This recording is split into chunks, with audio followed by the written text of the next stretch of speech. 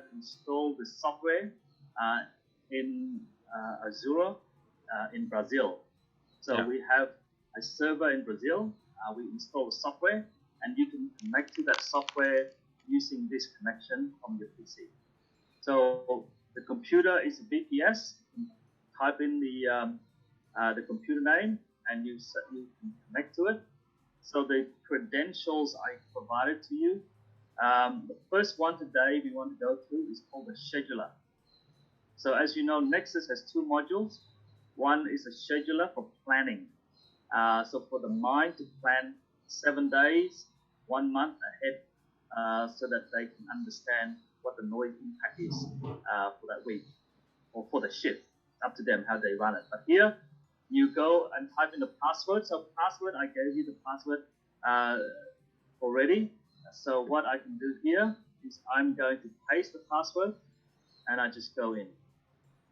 So now it's trying to connect to the server in Brazil, and here it is. You can still see the software? Yeah. So yes, before it was blank. My apologies for that, because we had some error of the software not starting automatically. But it should be now available for you to look at. What we have done here is to show you a simple day and night. So mining operation, they have a shift. What is a daytime, starting with 7 o'clock, to 6 or 5, and then night period starts. So we can make that for the customer very customizable. Now, if you want to have a look and make some changes to the production, the first thing you need to do is go to production. So this is the production guys in mining site. So for example, at the moment, I have 3 working areas here. I have working AN1, AN12, and AS4103. So these are the area that the mining company is working in. We can rename it, based on their mine. But for this mine database, we want to keep it like this. Now, if you want to add another working area, as per the manual, you can just go to here, add open area. So you can see here, please let me know if I'm speaking too fast, but you can pick any of area here that we have pre-populated. So let's say you work in AN15. So you can add. So you can see there's a blank AN15. Now, because this is a forecast, today in your time at the moment is what is time? It's 10 p.m. here. So what is it? 9 o'clock. As you can see here, you can work and drag out. So you use your mouse and say, look, maybe tonight. You plan the mining tonight, okay? And till tomorrow on the 14th, you just drag it and you just right click and say what activity I want to do. You can just add an activity. So maybe this activity, you might want to do some mining or some tree clearing. Maybe it's a new area, so they do some tree clearing at the mine site. So you see how prediction is very, very quick. It tells you there's yellow, orange, and green. So this is a traffic light. So meaning that, okay, I'm in trouble. Yellow is okay. Red is no good. And then green is very much within my limit of the setting of the noise area.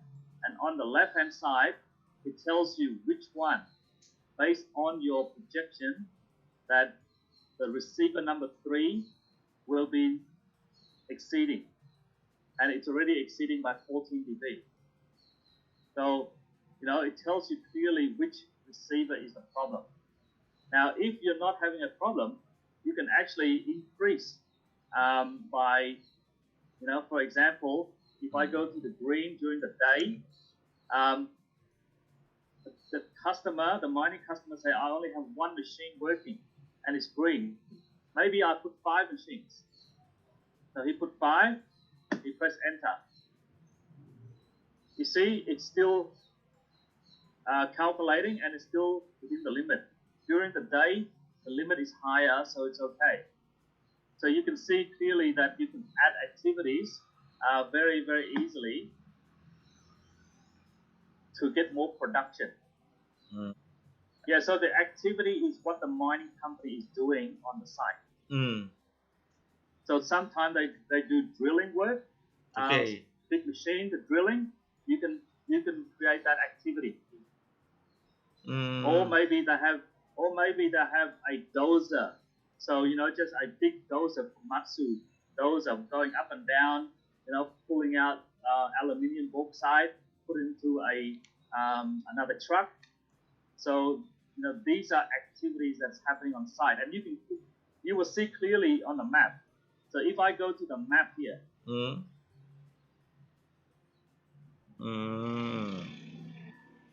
Nice. So this map here tells you the activity. You see this activity here? Okay. You say tree clearing. So this machine is actually doing the tree clearing. See this one here? Yeah. And then you see the noise contour predicting based on that activity. To make this prediction, yes. What did it take in consideration? Did it take the weather forecast or what else? A very good question. So in prediction, we take the sound power, the emission of the equipment. That's why when you put the activity in, the database has the sound power. So typically it's 120 decibel of sound power emitting from that area. And then we update that prediction using the standard algorithm that we use. That's the NOR 2000 or the ISO standard from POWI. And then we use the weather to make the changes as well. So you can see here, the weather data is coming in to the system. Now I understand. Yeah. Now I understood. Yeah. You have a database with some power, with kind of sources, and the number of activities, how many times it's occur in a period. Okay. Like a percent of period. Now you use some power, and I think you have the prediction uses sensors. Okay, I think so. Yep. So the sensors you're talking about there, is that you can see on the right-hand side, if I zoom into the map on here, you have the prediction of all the receivers, 48, 48, 58. Now, the sensors, this unit here does not have any sensors. At the moment, what the customer would like to do is they go and measure at the receiver using a sound level meter. Okay, very, very interesting. If you have a great database about some kind of sources, it's not measure only sound but vibration. Do you know the kind of operation? And you can make a correlation in that database, the sound or the sound power with that condition. Okay, it's possible. Yeah, so you are going one step ahead in terms of the requirements, but certainly it is possible. We're adding blast, so we have blast at the moment, so that's the overpressure. Now, if we have vibration sensor, geophone in the ground, we can add that as a prediction for vibration. Now, that is a separate requirement in my opinion, but certainly something that can be added down the future. Very nice. It looks the same when we have mobile sources using GPS, and I know exactly what the sound power of these sources, and know exactly the position using GPS. It's Yes, that's right. So that again, that is in the live system. So we can do that in the live system when we get the GPS. This module is for planning. okay. So it's a prediction of planning. Okay. We don't need GPS in here, but we can put it in there to simulate the movement of the mobile sources. Okay. And this is what Anglo-American the first module we are deploying for Anglo-American in Brazil for planning. So they want to plan ahead, maybe mining in a different area, and then look at the noise. Yeah. I'm not across the details of the equipment at the moment. We're just talking to them about getting the map, the GIS, and the topography of the site, so that we can build it like this one. And then we're taking the fleet management data system from the operation. So I'm not sure what the name of the fleet management system is. And do you know, because we have projects with them in several sites for that. Oh, fantastic. Yep. He has been in the meeting, but I'm not sure. Okay. Return. So you can see. So sorry, I had to restart the computer. You still see my screen? Okay. Yes. Okay. So just to carry on with our discussion, as you can see, the map of the site is clearly seen here. If you go to production again, now for the purpose of demonstration, I'm going to clear this. So just bear with me. I'm going to clear the schedule. I'll make it easier so that we can be on the same page and build the new site. Okay.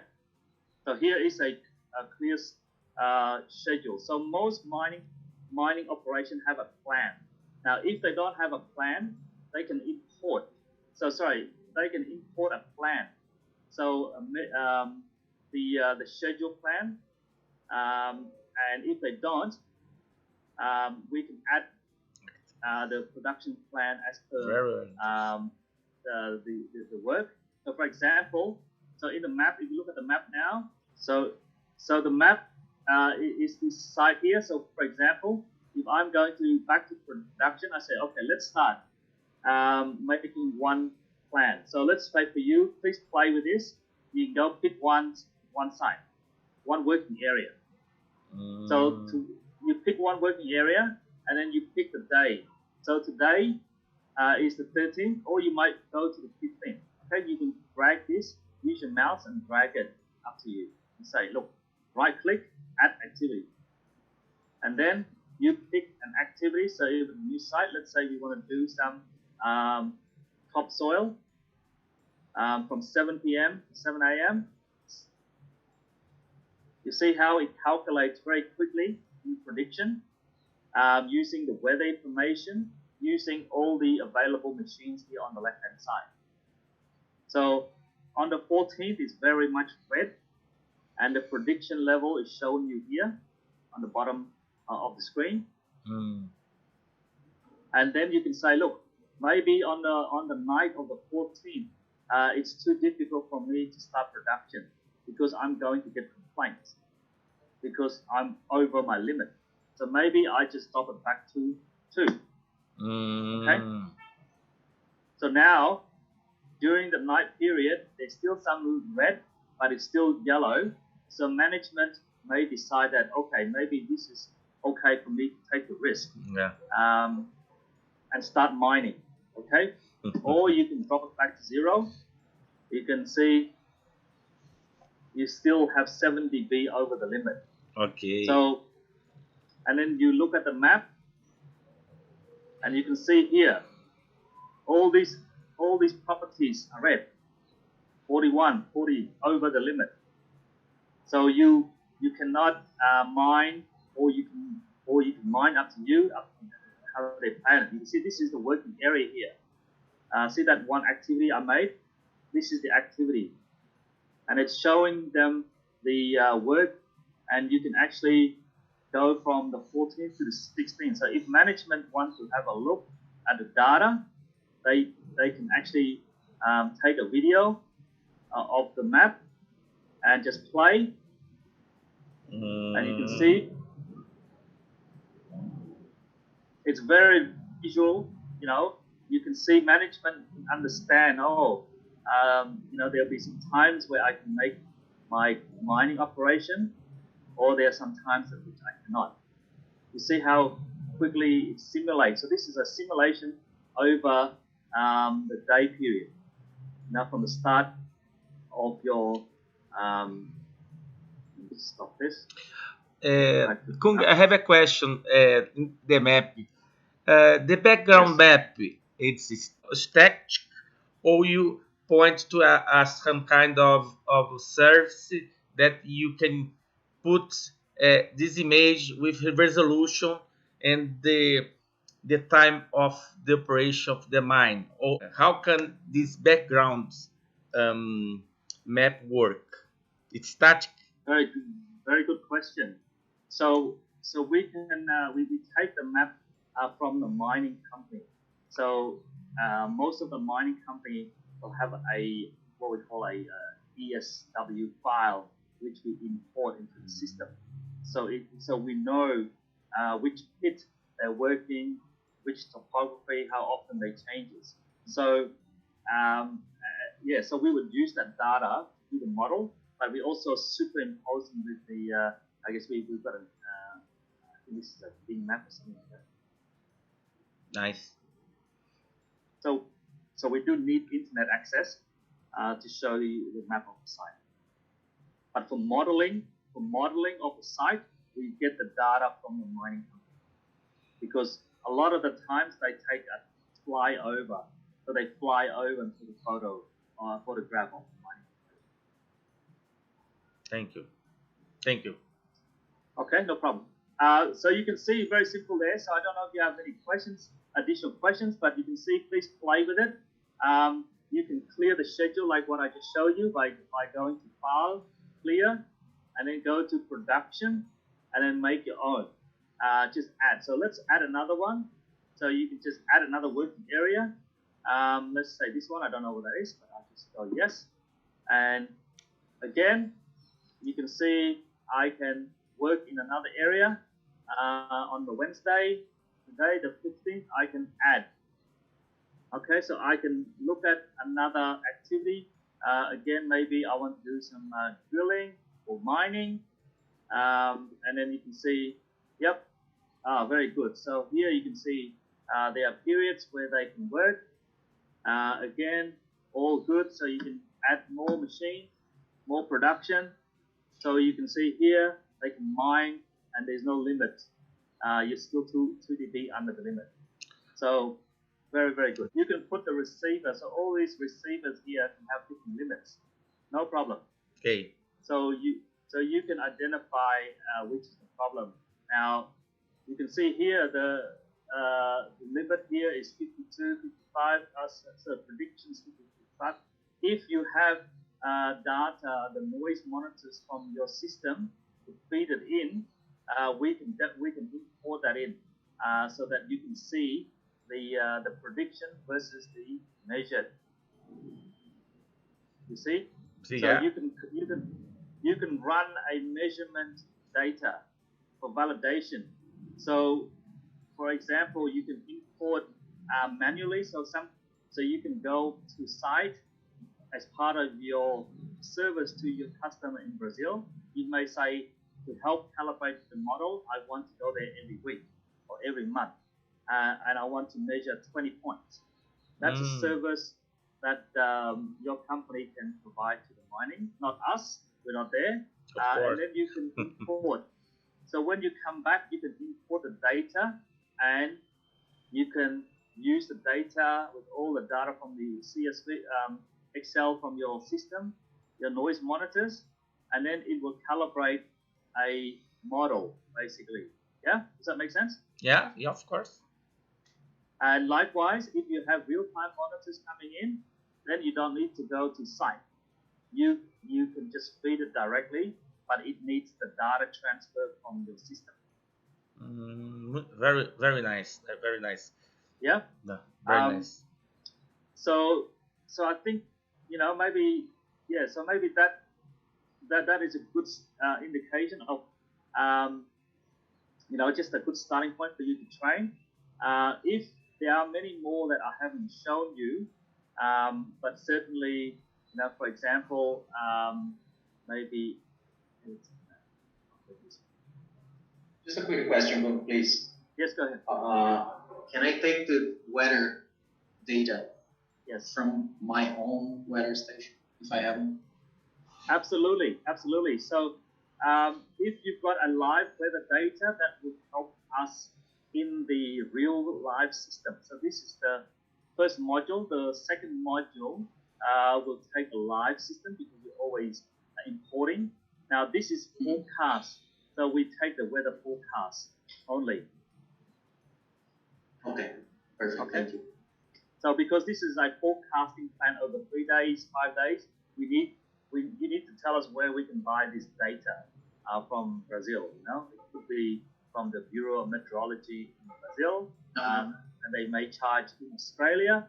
We buy them from the Bureau of Meteorology in Australia, and they charge 1,000 euros per month. Okay. So it will probably be the same in the US. They also have data systems for Brazil. Okay, but most of the mining operations will have this data available. Now, just to go back to your editor map, here is a new feature that we have for the new software. You can actually drag and drop this.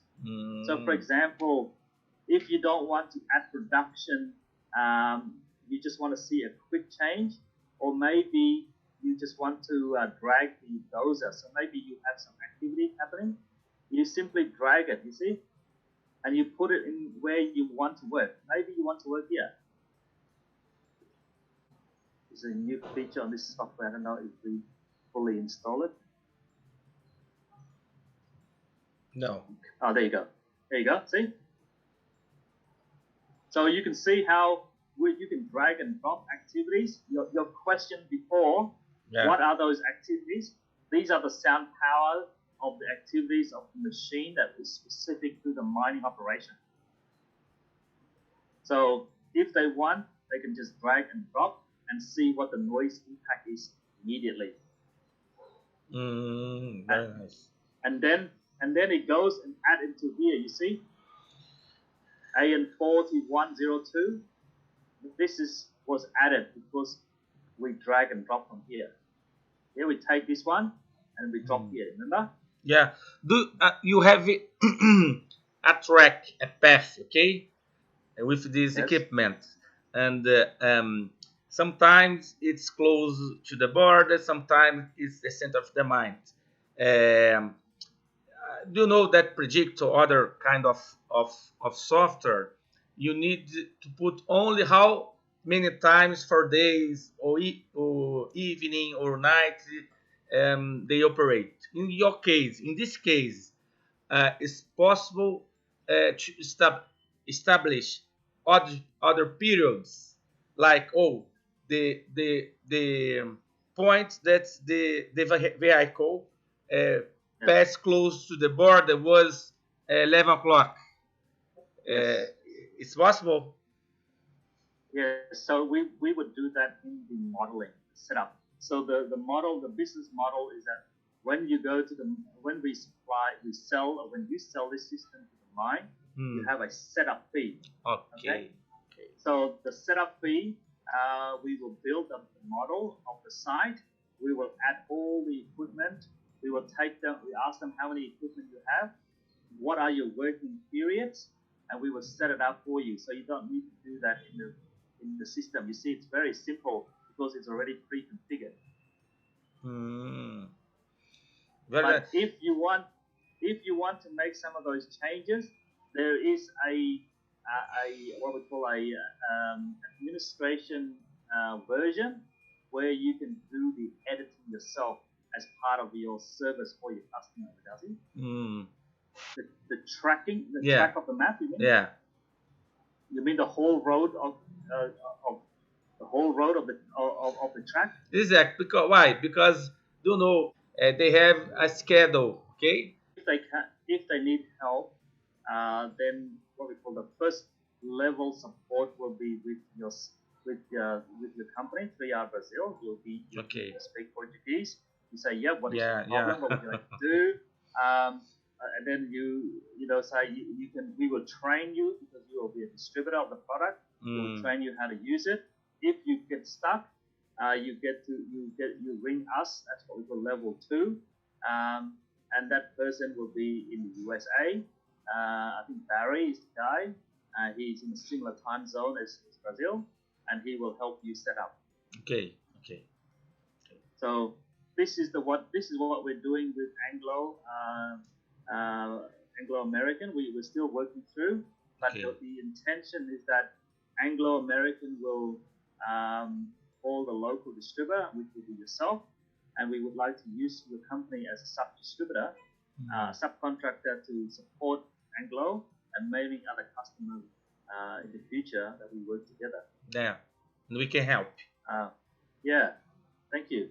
How we can structure support for your customer. But I think the most important thing is I want you to be comfortable with the software that you can take this to Vale and then propose a joint project with your noise trigger and your occupational safety system. It's possible you analyze and calculate noise exposure. Yes. Yeah. How? So with the noise the noise exposure. I mean, Granger will have to talk to you a bit further on how we can do that, because I think we can certainly try and import it into Nexus, but I think the guy will have to wear the dosimeters, some sort that can get the data and import it into Nexus.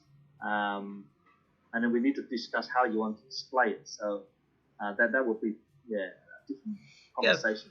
Yes. I think for quick solution, and only when you have a receiver and the result of the receiver, I can put some parameters inside a kind of configuration. Do you know exchange rate, etc. Limit from each country has the different limit for exposure, noise exposure for employees, and make very, very easy this calculation.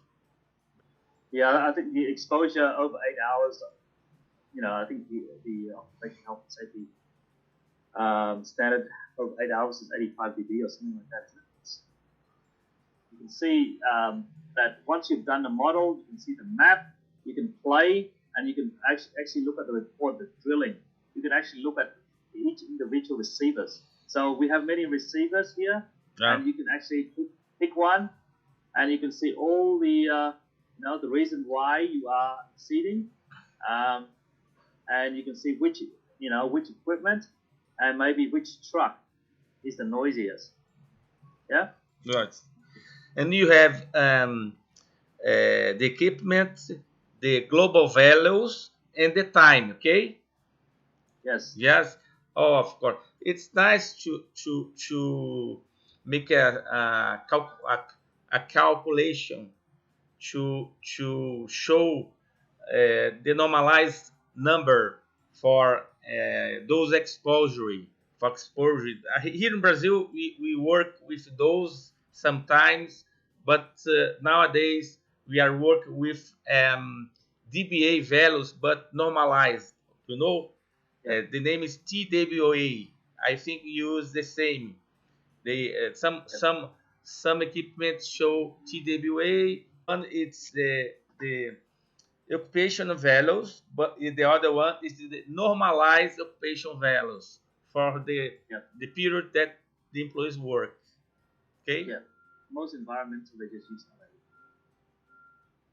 Yes, but if I'd like to put in your pull-down menu, do you know you put down menu LQ? I use TWA, and another one AVG, and I have some area inside this browser to only configuration the exchange rate and limits and criteria time. So it depends on how you want to send a message to your customer. You know, if you want to use Nexus as the prime platform or environmental and occupation, then we can discuss occupation, how we implement it. But if you want to export from here to your software that you make in Brazil, then that's also possible. You know, it depends on how you want to message to the customer. So, you know, if you want two platforms, one for noise mapping, prediction, they can look at two different platforms, then, you know, we can do two separate systems. Or if you have an integrated system with environmental, with OHS, then certainly we need to discuss further how we can import that in. And I'll okay. But with the project manager. Excuse me, I have another question. Yes, please. I didn't see the buildings and the terrain, the mode of terrain that is necessary to do this calculation. There is objects that we can put in your map. Can you explain about this? Yeah, so if I understand you correctly, this is the modeling of a 3-dimension. So you have the building height. Exactly. Yeah. Exactly. Yeah, and then X, Y, and the terrain. So yeah, that's right. So we would so for this software we are showing 2-dimension only because most of the minds are interested in the noise out, you know, in the area. We will build a model using the height, the topography. That is normal in part of building a voice model. So having the equipment on site, that's why we import using GIS data. So we do a drawing of the building, the height, what are the fixed assets, what are the mobile assets. So all that topography is done in the modeling initially. But for demonstration, for demonstration. Yeah. For displaying to the customer, this is what they want to see mainly. Okay.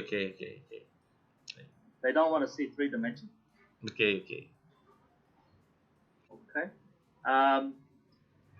Yeah, so you know, it's quite a lot there. As I said, we also have new activities, so new scenarios.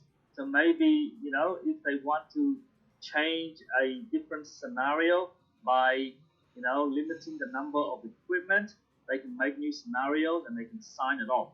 So this is also a feature that they can use in part of their planning, making different scenarios by reducing the number of activities, and so on and so forth. So management can sign off when you get into a report.